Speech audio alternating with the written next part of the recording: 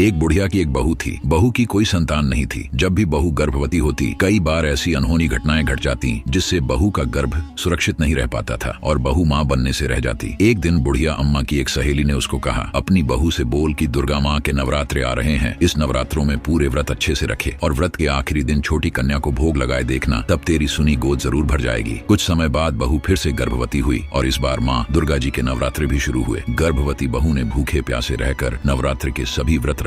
नवरात्रि का आखिरी दिन जब छोटी छोटी कन्या को भोग लगाना था तो आस पड़ोस के लोगों ने अपने बच्चों को उस गर्भवती बहू के घर भेजने से मना कर दिया। लोगों को था कि बुढ़िया की गर्भवती बहू बांझ है, कहीं उससे उनके बच्चों पर कोई मुसीबत न आ जाए। बूढ़ी अम्मा की गर्भवती बहू माँ दुर्गा के आगे हाथ जोड़कर रोने लगी। तभी एक छोटी कन्या ने गर्भवती बहू को आवाज लगाई, माई ओ माई। जैसे ही गर्भवती बहू घर के अंदर गई, वो देखकर हैरान हो गई कि अंदर तो एक छोटी कन्या बैठी हुई है। बुढ़िया और उसकी गर्भवती बहू ने जैसे ही कन्या को प्रसाद दिया, तभी कन्या ने माँ दुर्गा का दिव्य रूप धारण कर लिया। माँ दुर्गा ने कहा, मैं तुम्हारी भक्ति से अत्यंत प्रसन्न हूँ। तुम्हारी श्रद्धा और समर्पण के कारण अब तुम्हें वही संतान प्राप्त होगी जो तुम चाहते हो। कहानी का निष्कर्ष, सच्ची भक्ति और विश्वास से भगवान अपने भक्तों की इच्छाओं को पूरा करते हैं। बोलो जय माता दी।